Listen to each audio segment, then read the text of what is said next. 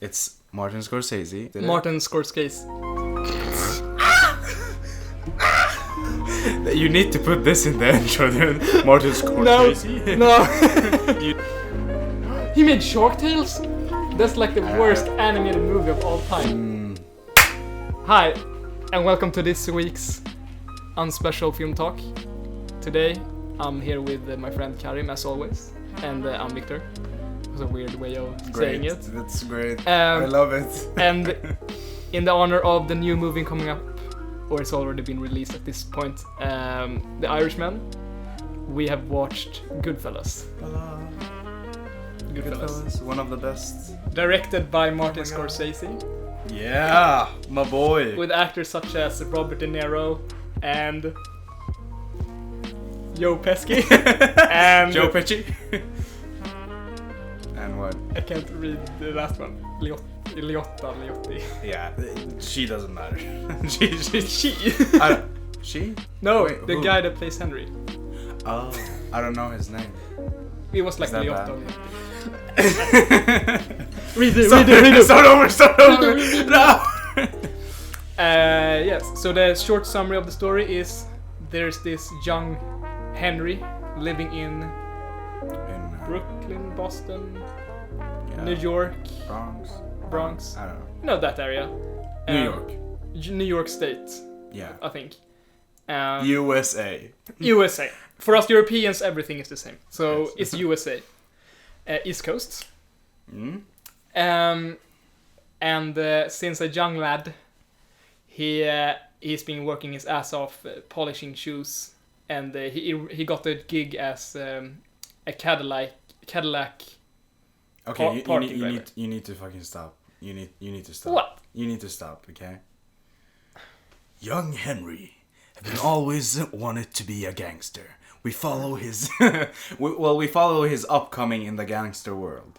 Yes. And we get one of the most How he jumped into a mafia family. Yeah, exactly. Because he was not born into one. Yeah. Yes. And we got And he worked up, he climbed the ranks, and and the events that happens, gangsters occur.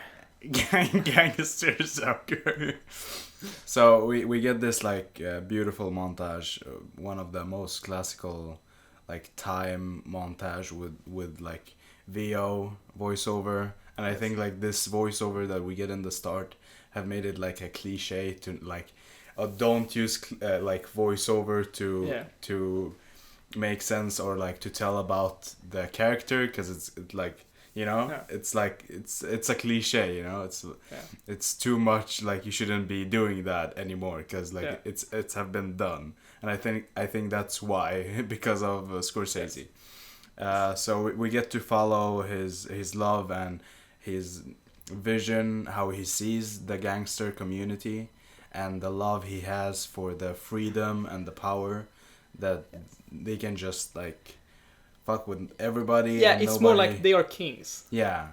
They can do whatever they want. They don't care about money. They, even if they have a lot of money, they don't pay for stuff. Shown in the diner scene where Tommy. Yes, Tommy. He was getting the bill of $7,000 at a restaurant. $7,000. It's his tab. He's been going there for several times, and it's not for that yeah, evening. it's not one evening. Okay, I thought he was buying champagne for every table and stuff. No, but it was their place, nobody could. You saw the owner was stressed, and he was very scared to tell him excuse me, can you pay?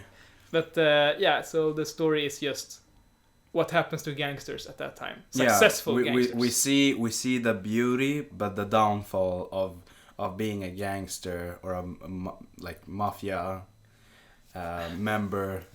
Are they mafia though? Well, yeah. I mean, they are. They are like a mafia family, but I felt more like. Well, I think they called it gangsters, but I think it's more of gangster. a mafia. It's pretty much the same thing, but I feel the Godfather type thing. And just so people know, this is your first gangster film, or Yes, this is my first like official, if you say it, gangster movie. Yeah. And here comes my Wait, and not my verdict, but my general view. The thing is, this is a great first, like gangster film. Yes. It's beautiful. Go ahead. I liked it. Oh! What a surprise! Oh! Yeah, I have a long list for stuff you need to see. No, but I always felt like this trope. Can you say trope? I don't know what you mean. This like, oh, we're mafia coming from Italian, boss, isn't it? You felt it or you didn't feel it? No, I've always, heard of the stereotype, Italian mafia gangsters in New York. It's and for me it was kind of overdone. But since I haven't watched the classics, I didn't really know. But after watching this movie, I really felt they were not, all the time gangsters. They were also people. Yeah, you saw like their family side, which you saw made everything. them a lot better characters. They made them more human instead of just, hey, we need to kill someone. Basta. Hey, basta. Basta. Okay, no. Ravioli. Please stop. I am going to Milano in 2 days. Parmesan. But like, okay, so you need to see Scarface. You need to see The Godfather. All. I have a lot of The Casino. At this point, it's not a secret anymore. He's not familiar with that kind of stuff. And I've heard of several films that I need that Scorsese was inspired from, like 30s and 40s like gangster films. Yes. And I need to see those, like the famous train robbery. Yes. Did you see the end? Where when they blow up the bridge. No. I mean in this film, like in Goodfellas, when he's like he's living in this neighborhood with his family in the end, and he goes and he becomes an average fucking person. Yeah, and he brings out he goes out to bring his magazine. Yes. And you see this. Yeah. That's like a super famous scene from the Great Train Robbery. Oh, okay. Yeah, because like people in cinemas when they saw that, they were like, "Oh shit!" Like, they weren't prepared for it. Like it's a crossover. Yeah, it was like it was a cut to this guy who points a gun at the camera and like starts blast. And blast. And everyone was like, it's like that train scene we saw. Yeah. We saw it last week in film history. Yes. Where like the train goes into the like station, and he was talking about that people in cinemas were like very scared. They thought the train would be coming into the through the wall, screen, which is like crazy. Like, dude, relax. Like, you have seen photographs. It's just light, dude. Yeah. But yeah, so I felt this movie was really good, and I understand the thing that you said about the voiceover, hearing his mind and his thoughts about the story events occurring in the meantime. Voiceover. I didn't know why. I explained what a voiceover is. Yeah. But, no. You can have a voiceover that narrates. That narrates. Yeah. It wasn't it was narrating, but it was also telling us what he was thinking about. Yes.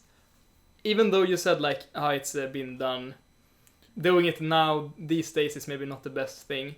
Yeah. I still really enjoyed it though, because it was not the entire movie. I felt it was a lot of in the beginning, some parts in the middle, and then in the end. There were some parts where like no. And then we start hearing his voice again. You feel like, oh, something's gonna happen, which happened with the $6 million cocaine heist. No. Well, yeah. There were one heist when he stood in the shower and heard that he was robbed for $6 million, 6 or 4, I don't know. Yeah. But I felt like that was it felt natural to the movie. Like the movie came back to it to explain some stuff. Yes. And it's also like coming back to remind you that they're telling us a story about this guy. Exactly. It's not a story that's occurring in front of us. Yeah. It's a retelling of that story. But also the intro was very... I said this about Citizen Kane. We watched Citizen Kane in school for an assignment. that we're still working on. In which you're not done with the assignment. Oh, last week's assignment I'm on, but I mean the entire 10,000. Yeah, I guess. Yeah. The entire 10,000. And the thing that really catched me, or really inspired me from Citizen Kane is something that's very hard for filmmakers and animators and whatever, everything that's like film, and even podcast for that reason. It is to catch the audience attention and interest in the first minute or two. That's the same thing with a reel when you apply for companies. The first 30 seconds is the most important thing in a reel, portfolio, and even a movie. To keep that audience, this seems interesting. If they don't think it's interesting, they will be like zoning out and maybe start looking at other things. Maybe not if you pay to go to a cinema, but you know. And what Citizen Kane did that surprised me was that it was super captivating. If that's the right word. Yeah. This narration of telling this legendary man doing this crazy stuff. Kane, I forgot his first name. Harry? No. Something. Kane, at least. Something Kane. Something Kane. And that he was this awesome man doing this all awesome cool stuff. Yeah. In this very comforting like announcer voice. And that's felt me being like, ooh, this could be interesting. Yeah, well, they hear that like they did the same thing. Yeah. So these two films and what is gonna happen in the film I'm gonna make. Okay. Ooh. Is that they, it's a very Hitchcocky thing to do. Yeah. It's like, okay, here's the bomb. Something is gonna happen. Yes. Like later in the film, I'm gonna show it to you. Oh yeah, and then we work towards it. Yeah, and we work towards. So you're like, oh shit, this happened. I need and then you want to know how it happened. Yes. So when you go back to his childhood, the scene in their home, and he's playing outside in the snow. You're like, oh, I'm gonna know the story about how he became so incredibly great, And then in Goodfellas, you see the scene where they're like, this guy is dead in the back of the car. Yeah. And they it's so gruesome, them killing They start him. stabbing him. Yeah, and you think like these are horrible people. Yeah. But not only that was the thing that catched me. It was the narration of him being, I used to be a young kid doing nothing good, being beaten by my dad. But then all of a sudden, I got some friends. And now I am the king, I'm the kid king of the hood, And showing this... Very bad. Very bad. Yeah, the one scene that I really enjoyed from the beginning that really felt me, gave me the feeling of, okay, this could be a really good movie, was when Henry saw the first time in his life someone getting killed in front of him. Yeah. The guy getting shot, just laying right in front of him, bleeding out. And he... rushing to help him and all that. And Paul's reaction... Paul was fucking dope in this movie. Paul's reaction wasn't like, get rid of him, he might get us caught. It was, don't get any fucking blood or death into my shop. Yeah. And that was like, dude, that's gangster. That's gangster. That's the only time. That's the only time I'm gonna say this in this video. But that was. You're gonna say it again and again and again. That was gangster, though. Yeah, that was gangster, and I love. So, and he stood like this, like, don't put death in my shop. Oh, you ruined the egg. You ruined Hey, mano. Parmesan. So bad. Jesus Christ, we need to stop this. Rigoletti.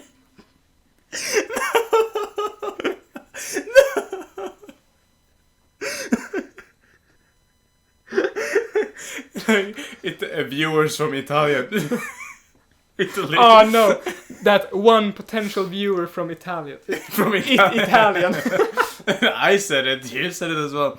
But okay, so two things about. Yeah, so it kept me intrigued. Yeah, so two things about what you said in the start, like the montage in the start. It was so many like symbolic things happening. The first shot you get of his eyes, and you directly understand that these eyes of the guy. That talking. Yeah, the guy talking and the guy that we saw in the first scene, right? He's looking at them through like window. Through the window. Okay, so it's so we know that everything that he's gonna see is like his vision or how he see them, right? He's not gonna see the bad things about them. Yes. We're only gonna see the good things. But he was like looking at them through like these shades that looked like prison bars. They were free and he was inside, you know, which I thought was super like nice and cool. That it was so symbolic, but also in the montage we get these freeze frames. Yeah. Did you notice? Yeah, that? I was gonna mention that. Yeah. Sometimes, not a lot, they freeze framed. Yeah. And they did it so, not often, but the opposite word was that. Seldom. Seldom. Seldom. Yeah. Is that the word? Yeah. Okay. We can search it up. But seldom. My English teacher is gonna. If she sees this. We don't have English teachers right now. No, I know, but my old one would kill me. You know what would be interesting though, if Joachim told us to write an essay in English. I would be like, oh yes, that would be fun, but that would be also hard. No, it would be really cool, like to write in English. Go ahead. But the thing, thank you. Thank you, sir. I felt like my player was frozen. So I kind of rewind to see. Really? Yeah, and I was like, oh, okay, it's a freeze frame. Oh shit! And then man. it happened in the late, like when Later the last diner scene with Jimmy and Henry. Yeah. When they're sitting in the diner, they freeze frame on Jimmy. And I was like, did it freeze again? No, that's right. It's supposed to be like that. Dude, that's sad that you thought it was. But it was because it didn't happen a lot. It happened a few times. Yeah. But I felt like when I rewinded again and watched the scene in its entirety, I did not just watch it. So the thing is that why I felt like it was kind of why he had the freeze frames was to like punch in on these moments, like these are important memories for him, you know. Yes. So the memory of the first time that the mafia guys took like the post officer and like put him in the oven. Yeah. You know, it was like, oh shit, I'm above the law. You know, I can get away with stuff. You know. Yes. And the first time, like his dad, when he, beat him with a belt, it was like it was a freeze frame on his face when he told him about what he did and stuff. And in that moment, like his like thoughts were that power means violence. Like power and violence are connected. Goes hand in hand, yeah. Yeah, but what I thought was very interesting that Henry was always against violence, like against death, through the whole film. Like he just wanted to steal. Yeah, we saw him like he was a badass. You know, he kicked the guy that like assaulted his girlfriend. He kicked his ass and was like super cool because you knew he was gonna go and give him some beating, and it was like, dude, that was so freaking cool. Like so freaking cool with the gun. Was that the only? Was that the only part of the movie where he did something violent? Except for when they beat up the guy in the bar and put him in the trunk and then killed him in the forest. Well, he didn't do anything. No, he didn't do anything. He didn't do the killing. He tried to stop. He was just a part of the killing. Yeah, it wasn't. He didn't even like shoot him or anything. No. He was the only one that didn't do anything. You know, which is. It also like gives us like a bit of sympathy to the character. You know. Yeah. It's like it's an extra push to like him more. But I felt like when they froze the frame, the message or the sentence he said was very, you listen to it more. It was really like, this sentence right here is important. Yeah. And I don't know if you recognize it, but for me, when I saw those frozen frames, I really looked at the facial expression of the characters. For example, when he talks about the dad looks angry, but like in some way, the longer you looked at it, you felt like he was kind of jealous. No, I don't think I don't so. know, because it was not. Like, it was not like, you know, super angry. It was like, it was like, you know, disgusted by him. Yeah. In a way. Yeah, disgusted. And he did mention that he, as a kid, earned more than a average adult.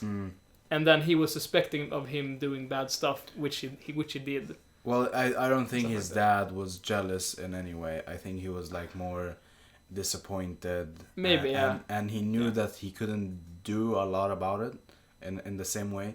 But true, they freeze framed at the anger, okay? And like it says violence, you know, violent. Yeah. You know, exactly. And the place of power. Yes. While when they froze frame and the guy was like in the oven, it was fear. You know, it's like different feeling. Sorry, can I get the drink? Oh. But what did you think not about? Not sponsored. Don't look. It's very. Don't look. It's very disgusting drink. Look at this magic trick though. Amazing. What did you think about the voiceover of the girl, his wife? I thought that was very odd. Turning the label. Why was it on?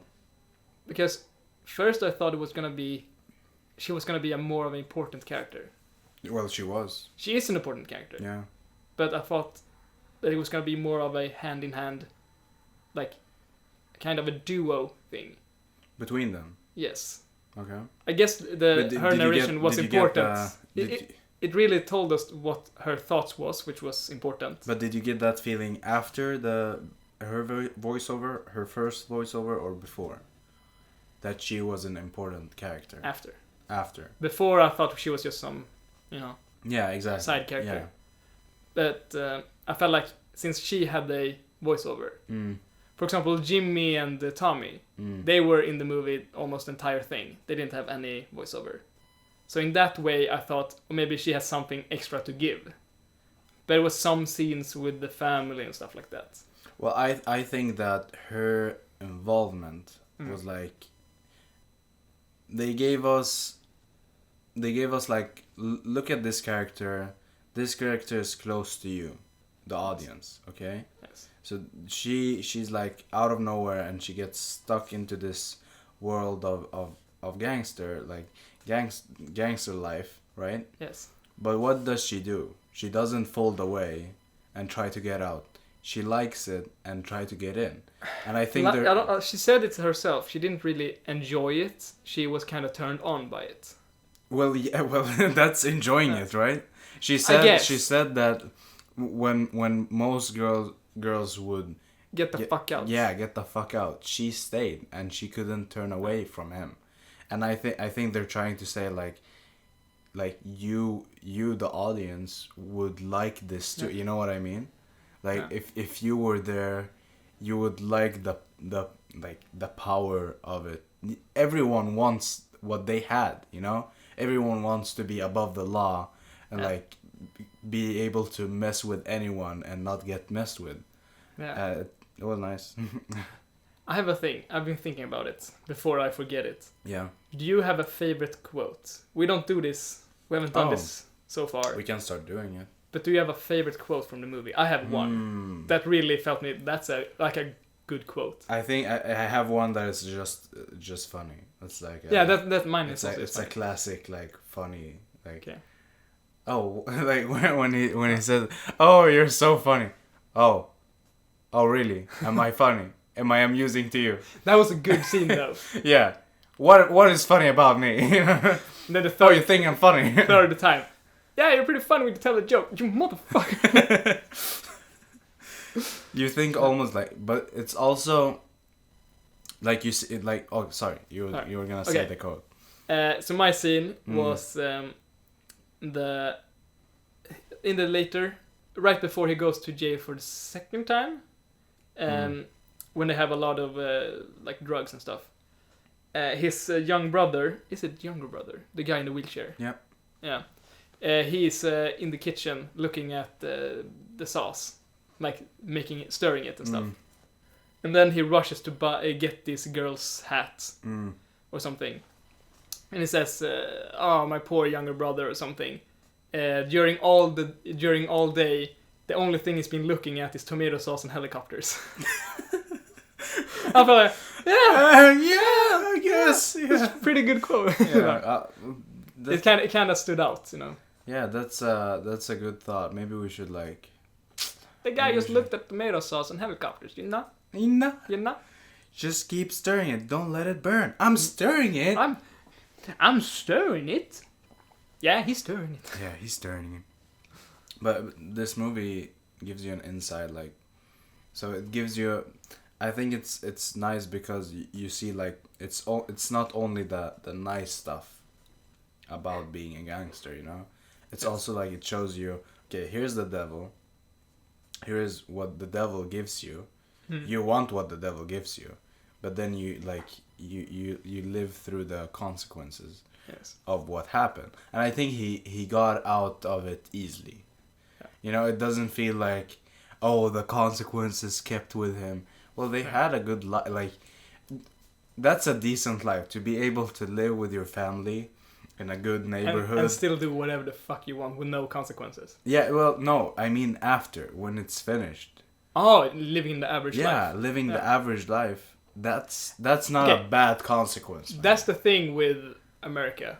So I'm you may be the same. I'm used to, like, you know, city life, having a small apartment with an entire family and stuff like that. Yeah. Yeah. Sadly. Yeah. Sadly, yeah. So when you hear like the Americans say, "Oh, the average civilian, average Joe," yeah, and they have this big yard with this big house, saying, "Oh, we live in the suburb," and you were like, "Oh." I mean, I would.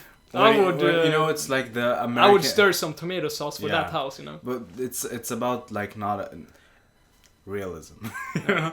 It's they. Well, how many?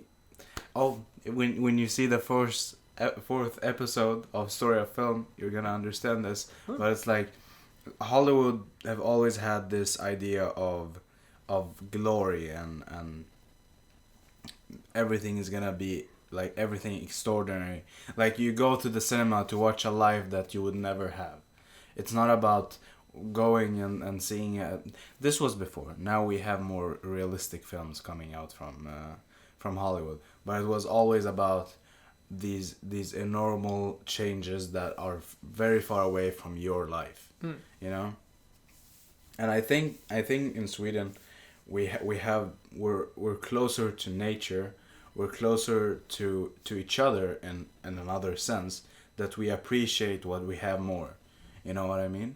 So when we see the average Joe, you know, the house of that big house, and they don't have to worry about money and stuff like that, and we say, well, that's great. Like that's not the lowest point that you can have in your life. It's so many people. Yeah. So many people want to be the average Joe. Yeah, where you are. Where I am? No, where they are. Yeah, where you are as well. Yeah. Well, you have an apartment all for yourself, my guy. Where neighbors scream and play loud music every day because it's a student home. Where the neighbors of you get disturbed by our podcast and our screaming every week, which is also nice. But hopefully we won't do this again. Hopefully we'll have a new recording place. Yeah. I think we said it 2 weeks ago.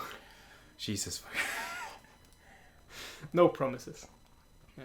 They are very slow. It's gonna take at least another week. Another week. So not. Yeah. So when you come back. Well, so we need one time to go there and like. But before the movies, Friday. I'm gonna write to her. I'll see. I hope to get like. Yes. But should I bring my stativ? How do you say stativ?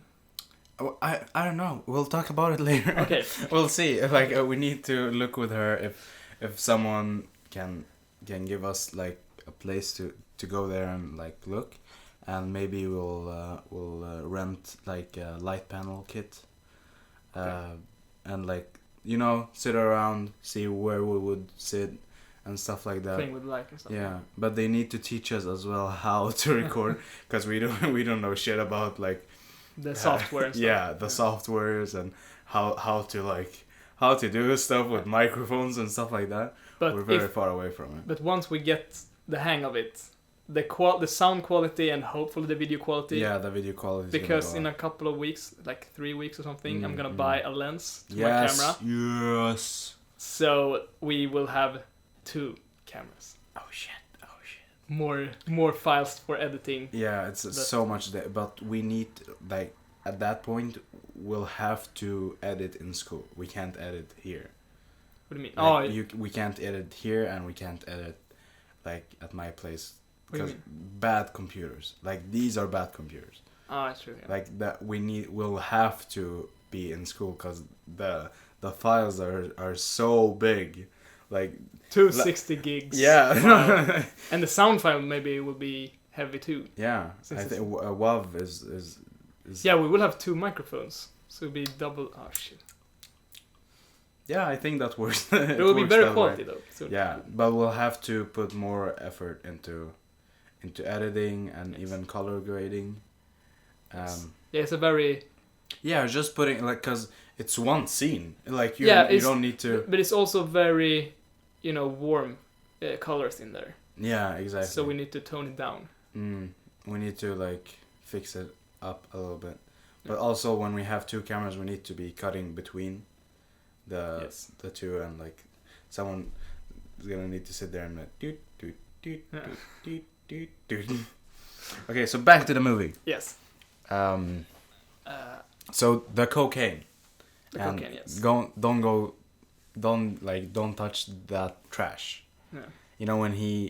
So inside of prison. I have a thing. Go ahead. I have a thing with that. No, continue. So inside of prison, I was just gonna, like, start into the. Yes. So inside of prison, he starts dealing with drugs, right? And he gets hooked, but it pays the bills. But when he gets out, Polly tells him, okay, you've done that. You needed to do that to put food on the table. But from now on, don't mess with that trash. Yes. Go ahead. But yeah, he tells that, and even that he goes back to drugs. And you can see clearly that Paul is not a bad guy at all. He is the father figure in the movie. He is really the godfather. He's the, he has his head, which has to be, he doesn't have the greed for money or power. He knows where the fuck he is. He knows where to put his mouth and everything. But Henry fell for the greed, for power and money. But what I was gonna say about the prison part is that, like, a couple of years ago or something, I saw a summary of some of the world's most famous scenes or something. I don't really remember in which context I watched it. It was something famous scenes, and the scene with the prison cooking scene. It came up. And it came up, and I saw it now, and it really, like, why came would back that to me. Be like one of the? But it was so fucking wholesome, like, it clearly showed how much power they. Yeah, even though they got caught, they had power, which is kind of true in this day and age too. Some prisoners have it better than others since I don't think in the same way. No, not in the same way, but, like, they get some benefits, not an entire room for themselves. But the scene was, oh no, they built up like, oh, I'm going to prison, no. Oh no. and then Henry sits in the cab being like, send me to prison, and he take pills and stuff. And when they come to prison, they cut, vitlök. Garlic. Garlic. He cut garlics with a razor. The word this week's word, garlic. Vitlök. My English is so rusty. Go ahead. But he sits and does these super tiny cuts with this razor. Yeah. And they're talking about how these mafia gangster bosses that have big, like, their names are big in their neighborhoods. Nobody messes with them. They are imprisoned because of, like, crimes they've done that they've been, like, sentenced for. Even though all that, they have their own suite in prison. They can cook. They have like. Dude, they get lobsters. They get lobsters. They have like everything. I don't even have the money to get a lobster for myself.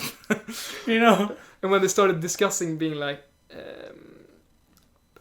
I don't remember that guy's name, but Tony, he put always too much onion into the soup. And then immediately after the voiceover, he says, Tony, don't put in so much onion into the stew. Hey, it's the normal amount. I just put the 2 onions, two small onions, and then 2 more small onions.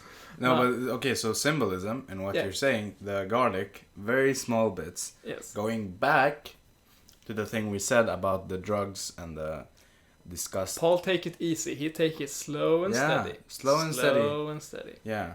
Slow and he was... Henry would take a butcher knife and chop that garlic in 2, you know. Being like, hey, time is money. No, he wouldn't. He wouldn't say that. Jesus Christ, our Italian accent. Okay, I'm sorry. I'm sorry. I'm gonna turn it up. Yeah. It's just. Satan! Hey, Baba, why you never remember my name? It's okay, Grilled Mario.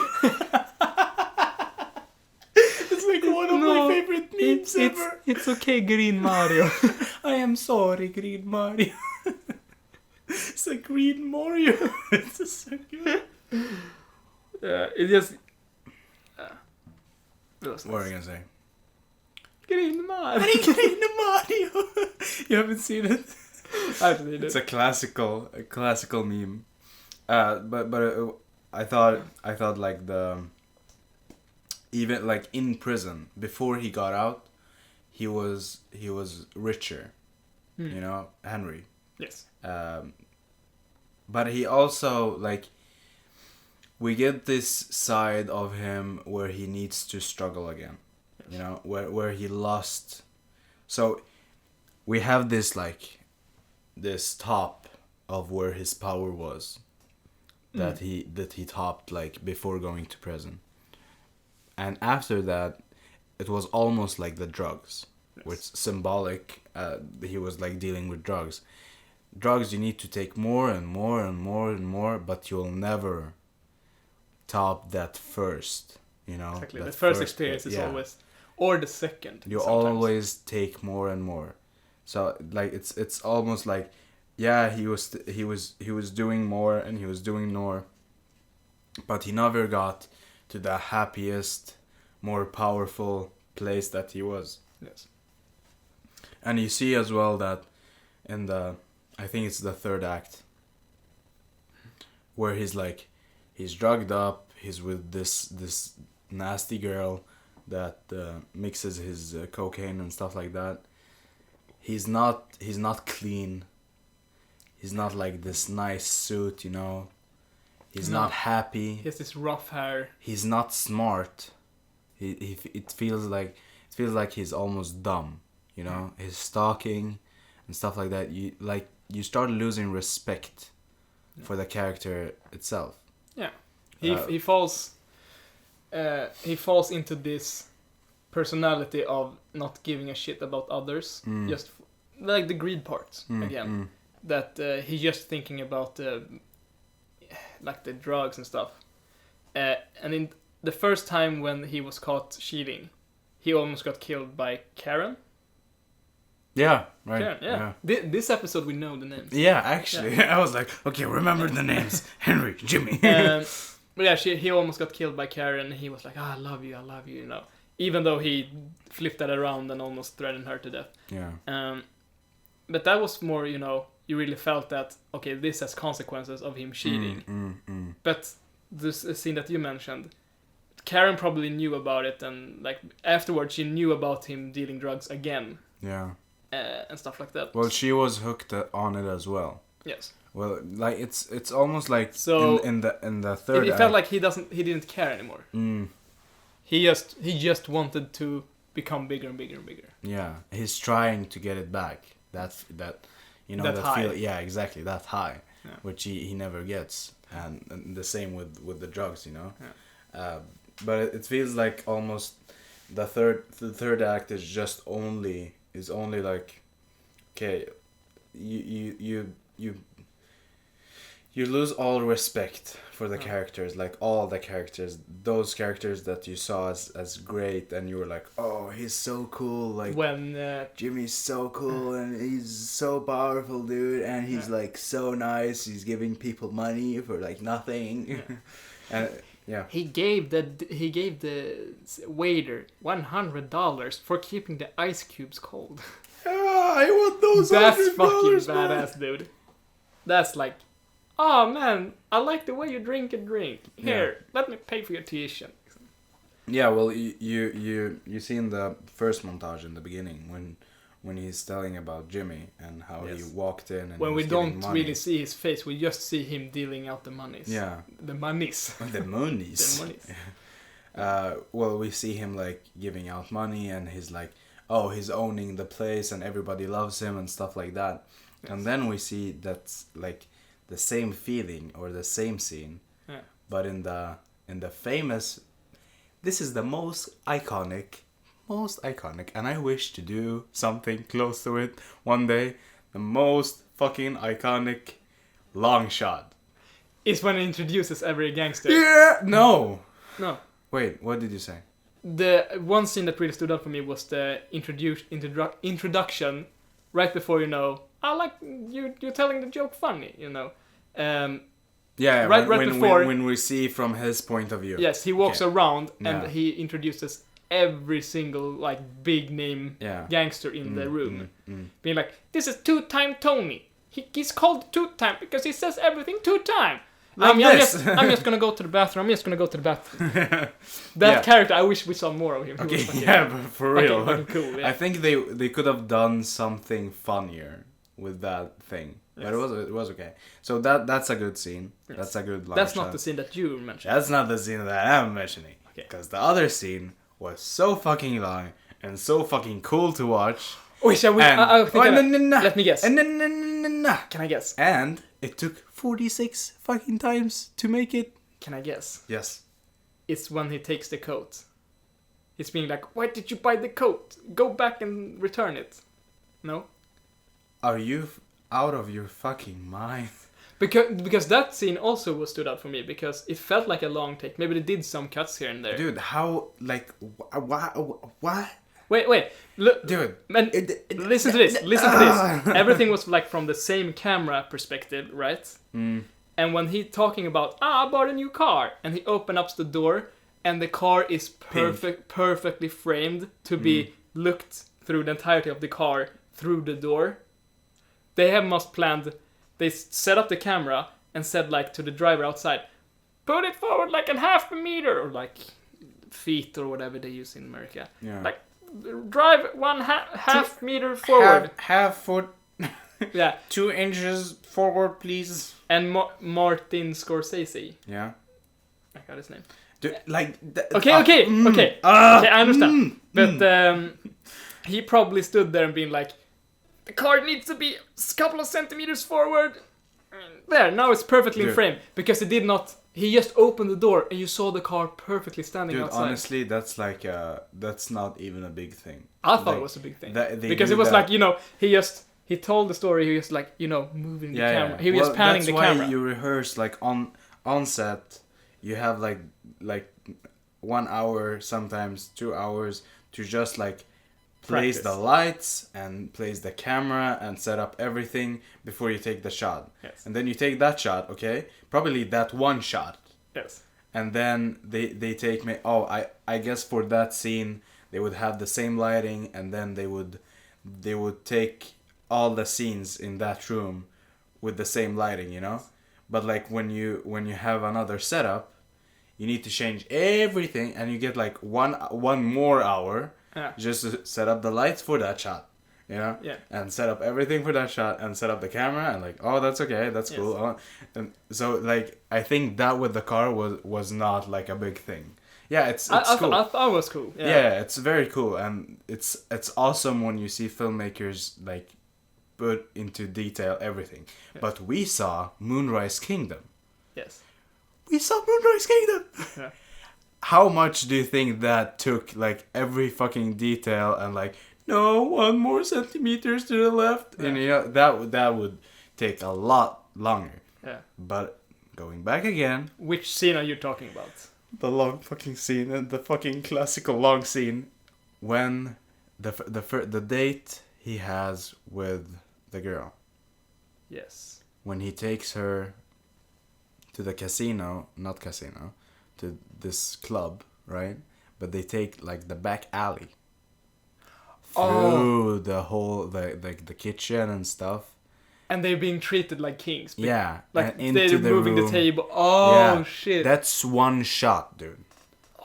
Until they sit down, and until they pan to the guy that begins singing. That's one shot. No, the stand-up comedian, because it's first. Yeah. Well, he was gonna sing, but he was gonna cause he had the funniest one-liner in all of New York. Yeah, exactly. What did he say? It was something about his wife, like, oh, you think I'm so funny? Well, take my wife or something. I thought it was very hilarious. But dude, that entire scene. I didn't really think about it. And you mentioned it. How many people, like the actors and everything needed to go perfectly. Not only that they did the right thing, the timing exactly. Yeah, the timing. The timing of as soon as they said, "Here you go," they sit down. There was no oh, okay, and now we sit down. But that's like the most iconic long shot ever. Just so you know, yeah. Or one of. And I didn't put so much effort into. But just so you know, realizing that's a big iconic. Because I remember the scene of we're just watching a waiter walk with this table for a very long shot. I remember that. I remember the scene and everything. Well, we follow the guy with the table, right? And yes. he puts it down. Yes. They put the light on the table, and then they come in and sit. Yes. And then he's like, "Oh," and she asks him, "Oh, what do you do?" And he's like, "Construction." Yeah. Like, "Oh, people love you here or whatever. You need to make a lot of money." And like, "Yeah, I work with the internal like." Wow, dude! Like that's an awesome scene, and it's also like, well, why did he choose to make a long shot? You know, you need to think of that. Why do you think he chose to make that shot a long shot? Do you want to see it? By the way, we can put it up. I think it's okay. Nah, we skip it. Because it's we skip it. It takes too much time to just set it up and stuff. It's very cool. Yes, but I understand what you mean. But I think they did it because of they really wanted to get the feeling of look how everyone reacts to when Henry walks into the club. Mm. Is it a club or is it a restaurant? Yeah, well, it's a restaurant club thing. Yeah. Seeing how everyone, seeing how everyone sways away from them, seeing how they be like, move away, vik hadan, move away. What did you say? Vik hadan, you know, when the kings in Swedish. That's a hard word in Swedish as well. Vik hadan. Vik hadan. That's a Swedish word for like when the make space. And make space. The announcer says like make space for the king, vik hadan for the king, you know. It felt like pretty much like that. Yeah. But if you touch this guy, or if you stand in his way, he knows some friends. He has some colleagues. Yeah. But I think they have some friends. Yeah, but I think that like he chose to make it a long shot and with dude think to really show how everyone reacted. Oh, the Steadicam operator, like he's a fucking legend. I need to know his name, like for real. That's crazy. But I think he chose to have it as a long shot to show you the respect and how it is to like walk into the place you own, because you almost feel his presence. Yeah, no, not just his presence, but the power that he has. You know what I mean? Like how good it feels. Like how nice would it be to walk into the comedy store? You know the comedy store? Comedy store? Yeah, you know the comedy store? It's like the biggest comedy comedy house, stand-up comedy in the whole world. Like all big comedians work there. Oh, okay. And think of if you have like everyone, like big people, other big people. Like Dave Chappelle. Dave Chappelle walks into the club. Okay. Think if you were Dave Chappelle, okay, walking into the comedy store, okay, you'll be like, hey man, what's up, dog? You're like walking around and everybody loves you and you can walk wherever you want. Nobody's gonna say shit, you know? That because that's life. That's life for him. He will walk into every room, but he doesn't, of course not. Yeah. But you know, but also the respect that he has for everyone. He's not like walking over them. No, exactly. He's walking along them. Yeah. Alongside them. Yeah, and he's like he's loving everyone and he's giving money to everyone because he knows that when he does that, those people are gonna love him. Yes. You know? That's the difference between him and Tommy. Tommy looked down. Henry looked forward with them. If you well, Tommy had issues with himself. Yes, he was very self-conscious about himself. No, he's trying to like show more of this big guy attitude exactly. Because he's a small guy. I think he had problems with his self-conscious, being like, you know, he knew that he was a smaller guy and stuff like that. And when he had the opportunity to show that he was an alpha, it's the alpha beta mindset of today, but back then. And one scene that really tells it is the waiter scene. Not the one with $7,000, but when they're alone in the club or in the bar. And he said, I told you to get a drink for me. Oh, I thought you were joking or something. Dance for me. Yeah, dance for me. And he'd take out his gun and shoot him in the foot. The next day or something, he jokes about, hey, your bandage is bigger than your head, man. You know? And he's like, go fuck yourself. Yeah. Yeah, he says something like, go fuck yourself or something. And he just kills him on the spot. But you see, really show how insecure he is about himself. Yeah, but like what maniac he must be. Yeah. But I think as well, like for him, like when you see that character, you also like think about that he thought about, if I'm gonna make it big in this like community, I need to have a thing for myself. Yes. And my thing is gonna be that I'm crazy and I don't fucking care, you know? Yeah. And he says like, I don't fucking care. I'll go. Like I'm gonna stab a bitch. I'm gonna stab. Yeah. So Jimmy tells him like, you're gonna like what is it called, like dig up the grave. You're gonna dig up that hole. He's like, I don't care. I'll dig up that hole. You know? Yeah. He's like his thought about how to stand out is like, I don't give a fuck and I'm super crazy and nobody's gonna mess with me. That was also a good scene because I felt like when they said we're gonna dig up the grave, we need to do it. There's no talking out of this. Disgusting. We need to do this. I expected myself to see a dramatic scene, seeing them being like in the rain, just shoveling up this body, like, but you know, being disgusted by it, but still doing it because they had to do it. But instead we got this like scene of, hey, look, I found a leg. You know. Hey, it's a leg. It really showed the humanity of the characters, that even though they're doing shit work, they still like, you know, joke about it, being like, hey, look. That scene showed the contrast between like Henry's mindset and the Thomas and the rest, because Henry doesn't want. He violent. puked up. Yeah. He's like he hates that part. It's almost like he wants to live the dream, but he doesn't want. Dude, I just realized a bigger symbol of this film.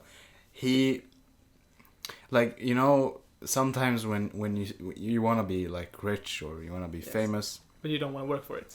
Yeah, you don't want to work for it, and or you see like the beautiful part of it, but you don't see the bad part of it. Yes. He want to pay to win to get to the end. Yeah, he put in the time. Yes. He did the shit, right? But he did not do the dirty work. But he did not do the dirty work, or he wasn't prepared to do the dirty work. Yes. And it feels almost like he wants to see. His vision is to see the good side of that thing, but he doesn't want to see the ugly side of it. By the way, a film that I need to see: The Good, the Bad, and the Ugly. You haven't seen? That's a movie I have seen, but you've not seen. Yeah, but dude. The last scene is one of my favorite scenes of all time, and I know from that film. Yes. Yeah. Like the entire last sequence scene, whatever. Or is it the No. Oh yeah, that's one. I think. When it's like the close up of the eyes. They are on at the graveyard. The three-way. I haven't seen the. Okay. No. So I'm just gonna quickly mention. I know it's a classic scene. I know it's like saying it's one of your favorite is kind of like I get it. You know, it's nothing that. But it is. So it is, dude. Fucking good. Yeah, it is. And dude, of course, dude. I don't know how to pronounce his name, but Enrique Monocchio. I have no idea. The guy that makes the guys that makes the soundtrack. Yeah. The classic, you know, cowboy music. Dude, the music, that soundtrack it does for the exact that scene. Yeah. And like, they just, the compositions, everything. Dude, I think you're gonna love it. Yeah. The last scene just like. So you know how. It's a long movie though. I think it's 3 hours. But do you know how I like this? I need to watch, or like how I saw, or how I noticed that I need to watch this film. How? Film? No, I listened to a playlist called Classical Moment in Movies.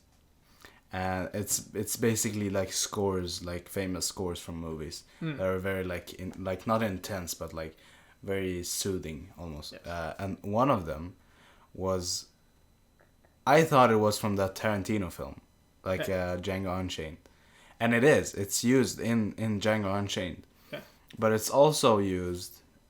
It's like the score is from The Good, the Bad, and the Ugly. It is. Oh. Yeah, it is, and I'm gonna send it to you later. But it's super nice, dude. It's super good. Yeah. That score is super good. So I wanted to ask you. Do you think we need to? No, favorite murder. Favorite murder. Yeah, from the film. I have my answer.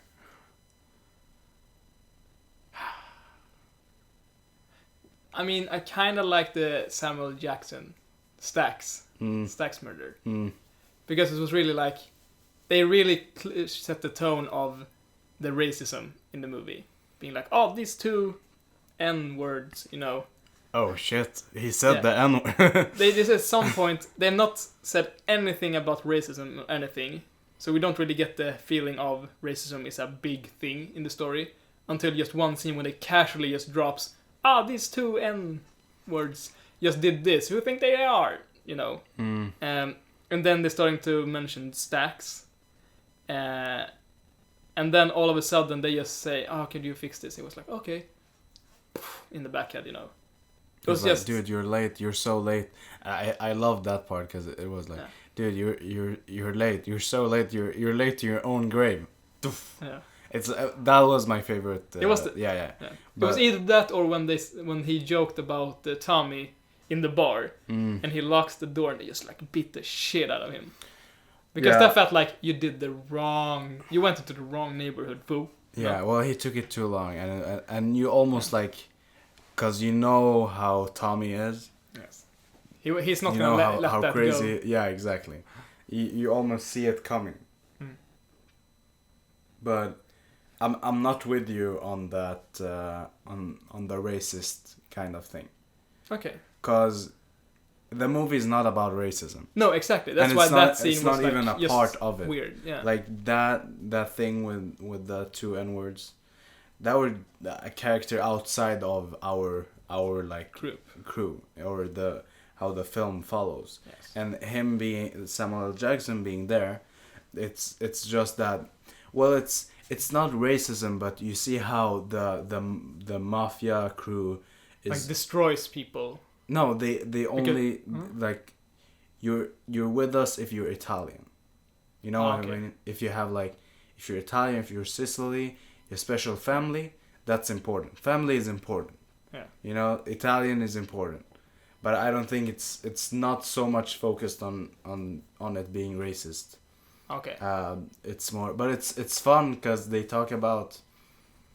There's a scene where Tommy has a conversation with Henry. I'm trying to remember it clearly, but they're talking about.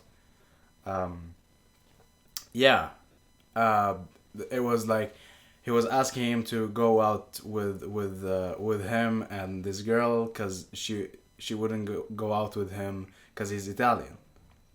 and he's like, "Oh, she's gonna drop that racist shit on me." Yeah. When he was asking him for the double date, you know.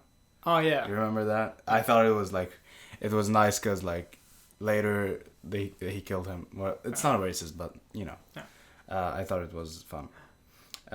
Quick thing. Yeah. I don't know when, like, Samuel Jackson really blew up as an actor, but my mindset on Samuel Jackson is that he's one of the biggest actors of all time. You know, he's just the guy. You want a badass character, he's probably one of them. You know. Yeah. So I thought, since I forgot to mention this in the intro. This movie was released in 1990, and I don't know when Pulp Fiction was recorded. Ooh, that's or made. I think it's. Is it in the? I don't think it's in the 90s. I think it's in the 90s. Maybe it is. You think it's later or? I think it's like 87. I don't know. Oh, I don't think so. You don't think so? Do you want me to search it up quick? You can sure. keep talking. Yeah, but the thing that I thought of when I saw the scene was that my mindset when I see Samuel Jackson, I think that's a big important character. But since this is like probably in the beginning of his career or early on at least, he didn't have a major role. He had a minor role. I think he was in 2 scenes in total. And in one of them he gets killed. Yeah. So yeah, well, he's I think this was side character. Yeah, so I think this was really like an early on actor thing for him. Yeah, it might be. I think so. So seeing him just being killed like that and be like, you did that to Samuel Jackson? He will haunt you and kill you in your sleep, dude. I didn't think about it that like too much. No, not me, but it was more like a funny thing of my expectations of just seeing a certain actor being used to what he's like his roles today.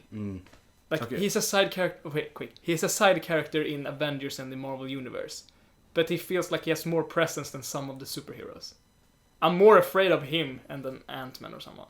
And Ant-Man he takes more space, like. Yeah, he's like the guy. In this movie, he was just like, it's a tiny little guy. Yeah, but we do have our main characters over here. Henry, Jimmy, and Tommy. Dude, I look forward to the Irishman so much. I'm so excited. Why is Tommy in the Jimmy is in the middle? Henry is the main character.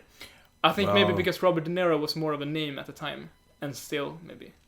Probably. Yes. Probably, but also in the film, he was the guy that these 2 guys looked up to. Oh yeah, true. Because they were young, you know. They came up together. Yes. And they started working for this guy, or like they partnered up with this guy in the end. And by the way, he and Jimmy and Polly is they were like the father figure for Henry. So we're not gonna forget this ever again. We're not even gonna consider thinking about when Pulp Fiction was released, okay? Okay. Because we can't. Okay. We're not allowed to. This is the worst thing. It's my favorite movie of all time. Yeah. We're not allowed to forget. Yes. Okay? Okay. 1994. Never. Okay. Never forget it. So, yes. Okay.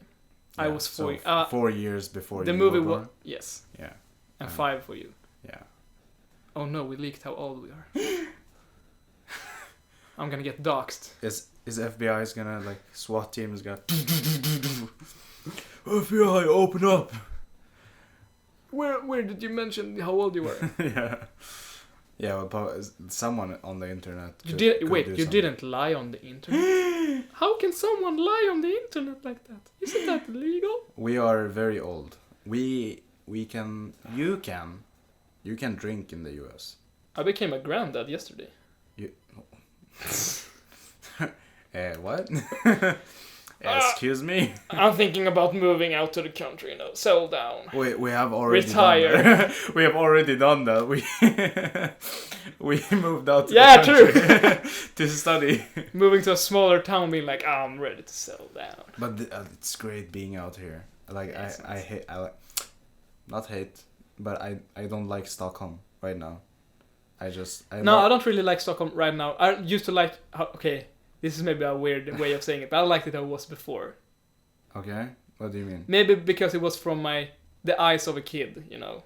Because for me it was just, you know, fun stuff everywhere. But growing older in Stockholm was being like the stress really kicked in. Yeah, you know, true. Not that you are stressed. Others are stressed around you that stressed you. Stressed you, exactly. Yeah. I remember the time where I started walking faster. Yeah. Have you ever noticed that? Yeah, I walked super fast. Like I got this a lot from my friends saying that my normal walking speed when I'm just having headphones on is almost like I'm rushing. Yeah, me too. And that's for me. It's just like I'm not tired at all when walking. Which is, I guess, pretty good in one way. It's normal for me to walk very fast like that. Here, I walk to school being like, I should take 30 minutes. It's 45 minutes. What the fuck, you know?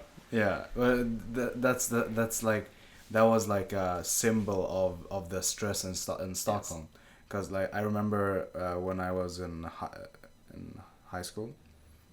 High school is gymnasium. Yeah. Yes.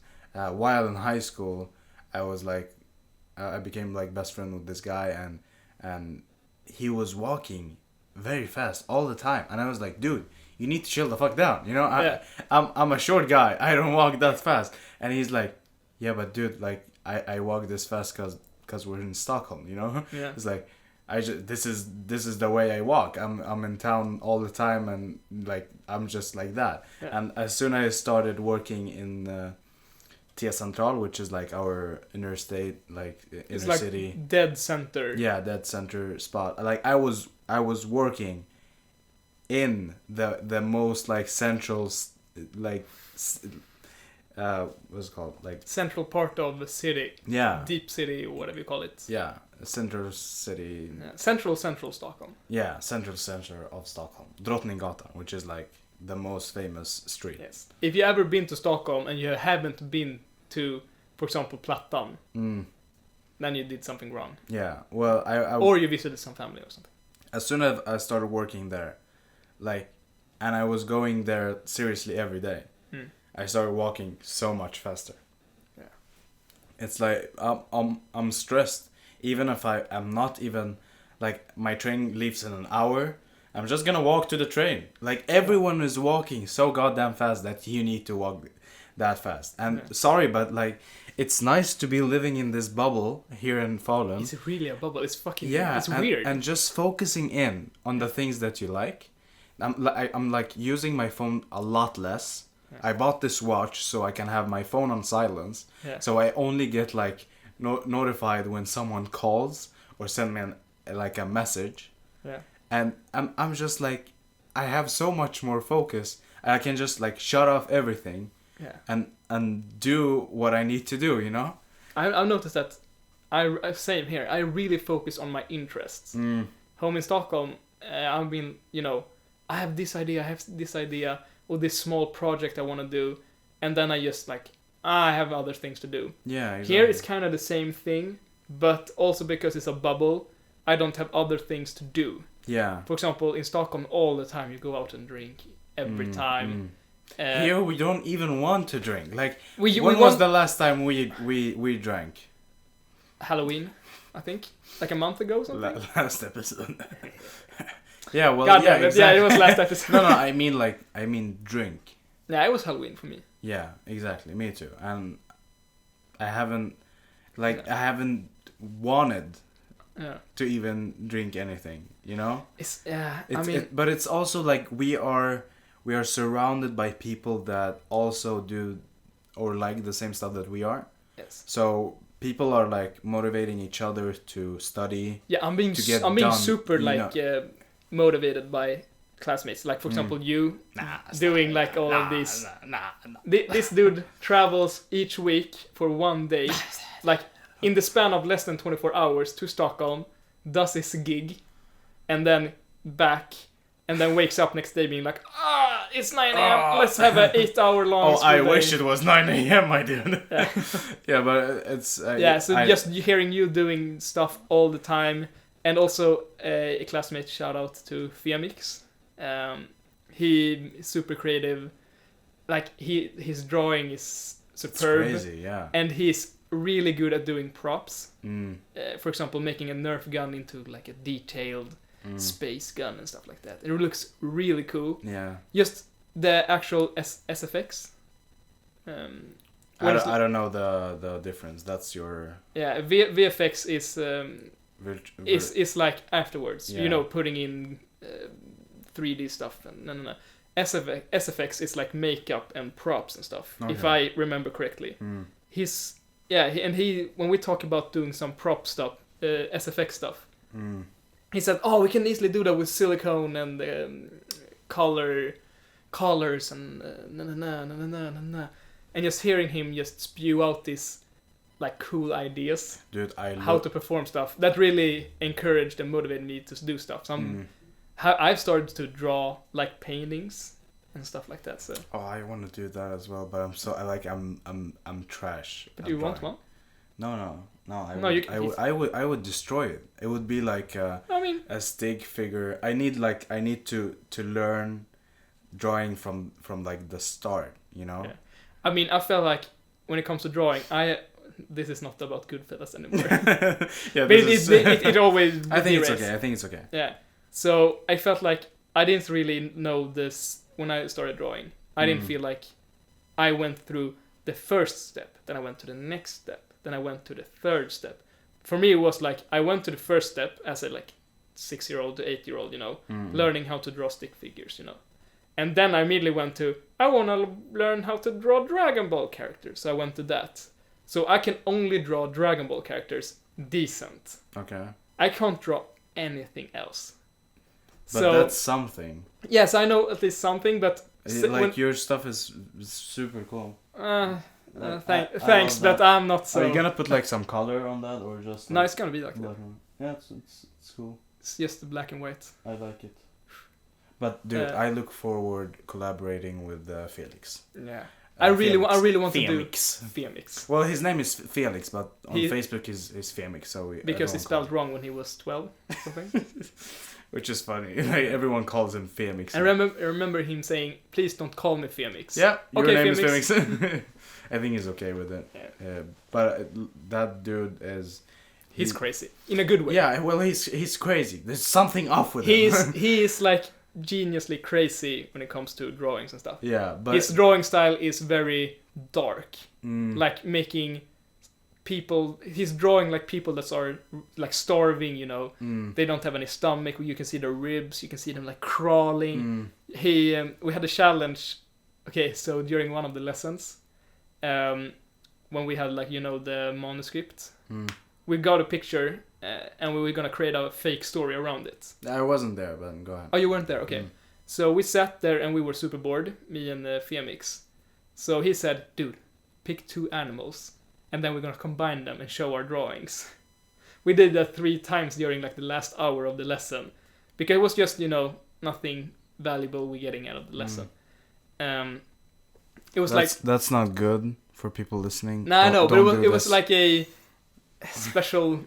Just listen, okay? There's something interesting being said. Yeah. It was important probably, but it was more, you know, certain people just babbling, not giving any like constructive feedback. It was just, you know, babbling, you know. And we were super tired that day, so. But I said like, I don't know, a reindeer and a spider or something, and I did like a spider with a reindeer head. And he did a reindeer with reindeer legs with spider legs coming with out 2 extra reindeer heads. Like, it gave me nightmares. Yeah, but I think it was, and he did it like, you know, on the spot. Like his like theme or whatever he likes doing. No. Oh shit! It kind of spikes. Yeah, like his like thing is being weird. Like his stuff is super dark. It's so cool. But the thing is that why I am super like looking forward to do something with him, that his like thought, like he wants to do stuff. He wants to do fictional realism, which is something that I want to do as well. I want to learn it more. It's not my main goal. Yeah, and I really want to. We've been talking about ideas, like, dude, super cool stuff that if we like succeeded with. Yes. Nobody have ever done it before, you know? Yeah. Something like super trippy, but it's also like very symbolical and super like it's taking a thought or how people think in a weird way, and making it visual, you know, which is something it's like our ideas when we talk to each other, it's super crazy, and I love it. I love it about we need to sit and talk with him, and we should close off this. So before we close off, quickly, rating 4.8. 4.8. Yes. Ooh. It's one of my most favorite gangster films of all time. I'm thinking like 4.2. Yeah. So 4.5-ish. Yeah. But I'm giving it to you 4.6. Oh. Ew. So 4.6. But I think I see why it's such a classic movie. Yeah. The acting is just awesome. But some scenes are like legendary. Yeah. But for me personally, it was like I realize now why people enjoy gangster and mafia movies. Dude, there's so much that I forgot that we needed to talk about. I'm still though terrified of being bored by Godfather. You're not gonna be, because it's awesome. Okay, it's a bit slow, but it's awesome. Okay, if you enjoy film, you're gonna enjoy. Like, dude, I saw it earlier. I think like 2 weeks ago in Cult, the cinema we have in our school, and seriously, for the whole time, I was sitting smiling from the start. You know, it's like I'm like, you know, when you catch yourself. That was me with Citizen Kane. Yeah, when you catch yourself off and you're like, why am I so happy right now? Yeah, I had that. Like I noticed quickly. I had the same experience with Citizen Kane. We have a cinema in school where we watch movies and have lessons and stuff. And we watched Citizen Kane. And after the movie, people said, are you gonna watch the movie again ever? And I said like, nah, it was super boring. For me, I sat and laughed at some of the jokes. I was like, super into the movie. I sat like this. Whoa, you know. And I looked to the right and I saw people being like, yeah, and like people can nodding I go off. Home now? And I was just... How could you? Yeah, and it's like a black and white movie. How could you? I was just in the movie. Yeah, I would like half of the time, like I was switching back and forth between sitting like this and sitting like this. Like, I'm going like, I'm like so intensely. I either sat like, and I'm like, I sat oh like my god, this. oh my god. Yeah, I sat like this. Oh my god. I sat like this, or I sat like this. Yeah. What the fuck, But anyway, so this was our Citizen Kane Goodfellas episode. we should probably do a... By the way, I forgot about a lot of stuff that I wanted to talk about. Yeah, but same. Just so you know how much I love this film, I really want to do something about... We're gonna watch The Irishman. Yeah. Probably next week. And we're probably gonna talk about the things that I want to talk about there. Because one of the things that I loved about this film is the detail with the cigarettes. And cigarettes is something that I've picked up from not smoking cigarettes. I mean, like the connection you have, like the character have with his cigarette, is something that I got up from films like this. Yes. You see them holding the cigarette in a very special way. You know, when they're holding it like this and they have the cigarette inwards, and they're like playing with the cigarette as they had power over it. You're not holding it like this. As if you're like getting away from, they're holding it inwards. It's like, I'm not afraid getting burned by this, Have you, in Joker, the guy, something Fleck, what was his name? Arthur Fleck. Arthur Fleck. He had the ashes of the cigarette. He didn't put it out. He just left it there until it fell. And I think that's something that Todd Phillips did with purpose, It's beautiful how the connection to the cigarette and how you use it. It's amazing. Yes. But anyway, that was our film talk about Goodfellas. I really enjoyed it. 4.2, 4.8. Yes. So each 4.5. I can give it 4.6. I hope the music is queuing right now. Yeah. Yes. But next week, if everything goes as planned, is The Irishman, which Are we has... gonna go for it? I'm Wait, gonna go for it. is it next week? Yeah, it is. Yes. It will be next week. And it also stars Robert De Niro and Joe Pesci. Joe Pesci. Something. Pesci, I don't know. Pesci. I think it's Pesci. Maybe it's Pesci. Yeah. So that's gonna be interesting. Kind of feels like a follow-up. Yeah, well, I think we chose this just as like and also for me out. seeing a classic and also like getting into the mood for The Irishman. Yeah, and you need need to see some. I'm gonna give you a list with films that you need to see, like classical gangster films. Yes, but that was our episode. See you next week or next time. Bye.